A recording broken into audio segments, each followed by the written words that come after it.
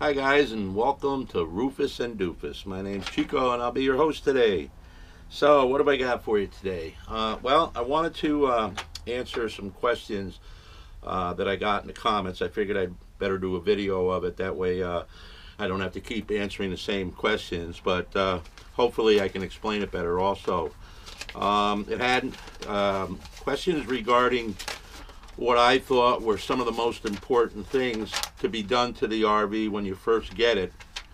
And specifically, that was by Michael and Mike Bradley. They asked a lot of good questions.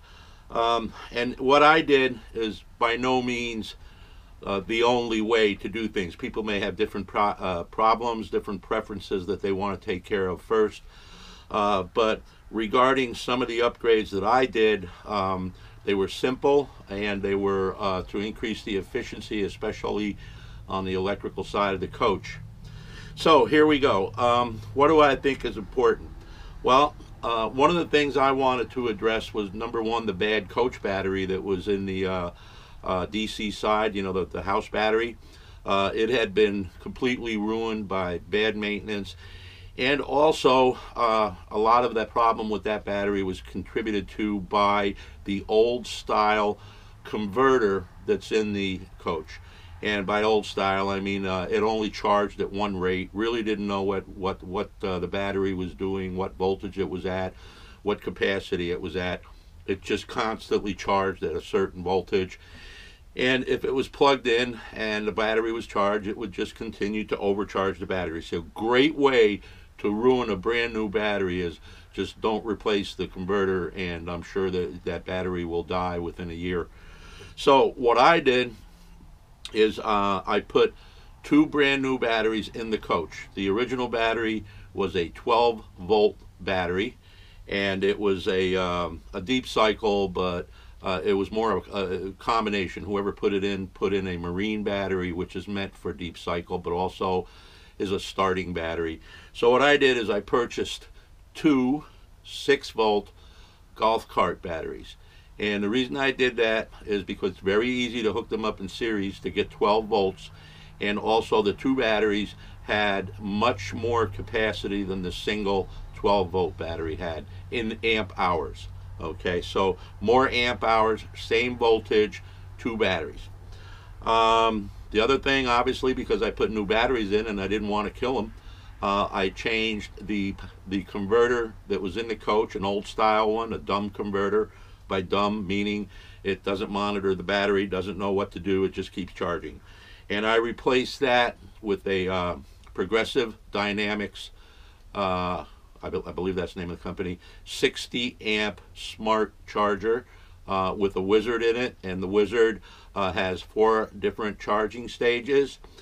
It has a heavy charge when the battery is very discharged. Okay, when it's low, it charges at a higher voltage. I believe it's 14.4, and then it has an absorption charge rather than a boost charge, an absorption charge which drops to 13 something, and then it has a trickle charge mode or a storage mode which just keeps the batteries topped off. It also has an equalization mode, which is basically every 21 days, if the charger is plugged into shore power, what it does is it turns on for 15 minutes at a high voltage at the boost charge, 14.4. Does that every 21 days. What that does is it kind of boils the electrolyte in there and gets it mixed again, because it has a tendency to settle. And when it settles, it's not able to charge or keep a charge. Every battery leaks as it sits there by itself. It's just an internal process. And these chargers, these new chargers, definitely do a good job of maintaining a battery even when it's not being used. The other thing I did was I wanted to reduce the consumption of DC power in the motorhome.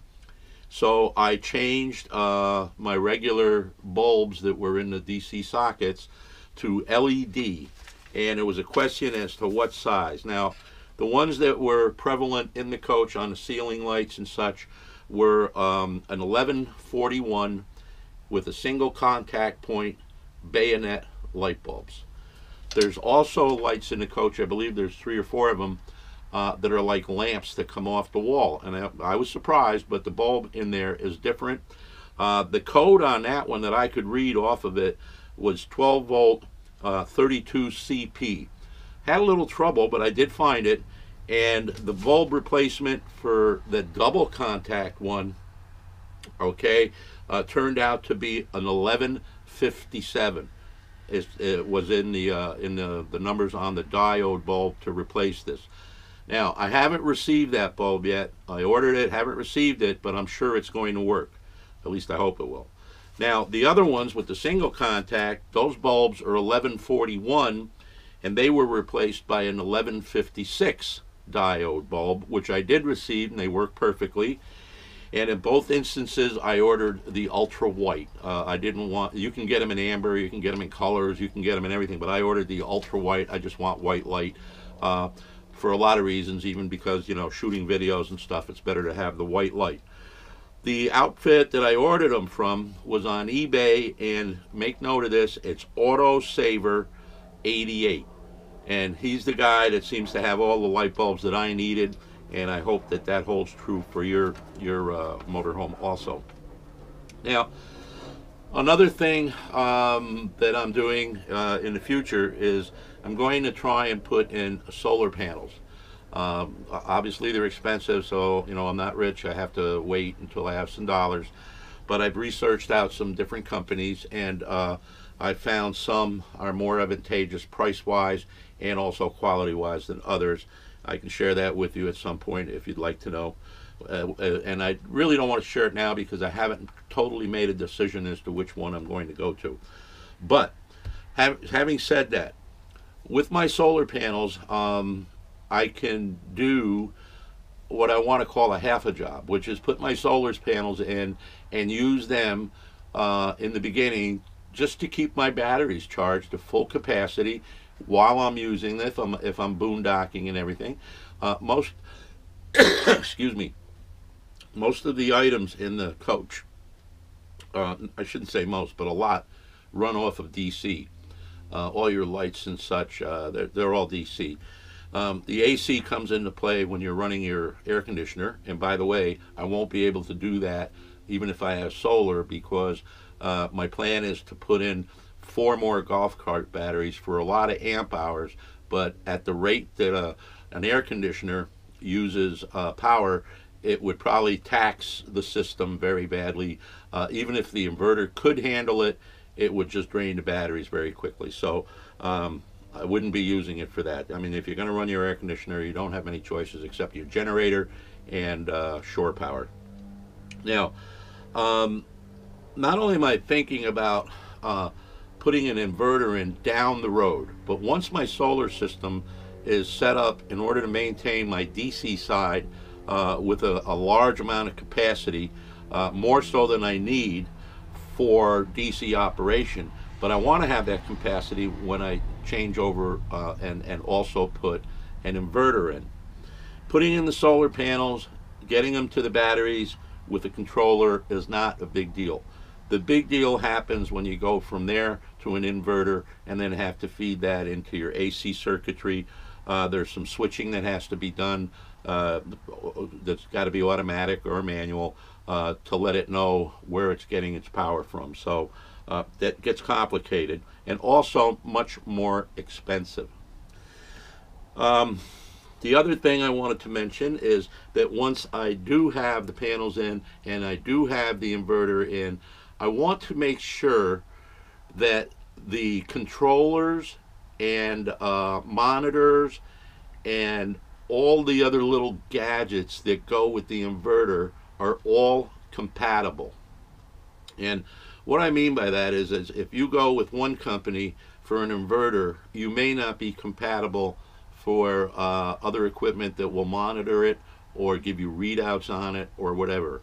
There are some companies that make some really good stuff, a little bit more expensive, but they offer a multitude of different monitoring devices, and they are all compatible. And they also make an inverter I don't know how large they go on the inverter, but I think they go up to 2,000 watt. So that's the goal, is to get inverter and monitors and all those things that are compatible. They even make the switching device. It's a company that actually does battery management, hardware and software. Some of the software even is compatible with your computer. You can keep tabs on the whole system and actually get graphs and pie charts and the whole 9 yards, monitor your consumption. So that's something to think about. Again, that's a little more complicated than I want to get in the beginning. You know, I'm just going to get the solar panels, 4 more batteries, and a controller that's compatible with that other equipment that I told you about, and it's also made by the same company.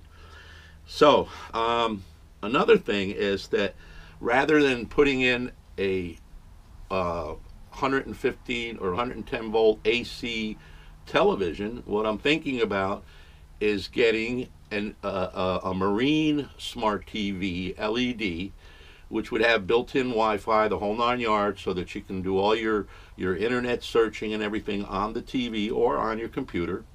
Wi-Fi gives you the capability to transmit the signal wirelessly, so it almost acts like a computer up there. And if I'm not mistaken, you should be able to Wi-Fi it from your computer, desktop, or whatever.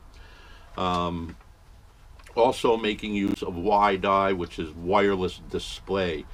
Something that a lot of people don't know about, and I was kind of surprised, but my notebook has what's called WiDi, and right now, for the past 3 years where I live, I've been using that feature to wirelessly transmit any images on my computer to my older plasma flat screen TV, and the adapter to do that costs $39. It's a receiver on the other end. So there's ways to make use of technology out there, especially if you're going to move into an RV. I think that it's important. A television is something that you may use more than you think you will, because if it's going to double as a monitor, a computer monitor, or if you can do you know, your internet work on the computer or on the flat screen TV on a smart TV, why put in an AC TV when you can buy one that's a DC TV and run it directly off your batteries? And you might say, well, what's the difference? Well, there's a big difference. If you have an inverter, inverters are not very efficient. They use energy to make that conversion. So not only are you using energy that's coming out of the inverter, but you're also burning up some energy just to make the inverter work. So keep that in mind. If you're direct current or DC and you're running your TV, there's no inverters involved, there's no worry, there's no nothing. You don't have to worry about shore power or whatever. You just got to make sure that your batteries are charged. And if you don't have sun, well, guess what? If you're going to run your generator anyway to power an AC TV, what you do is you run your generator to power, recharge your batteries, which in essence is doing the same thing. So you get the best of both worlds. So that's another point that I thought was important. Inverters, again, I would try and get one that's large enough to supply you for your needs.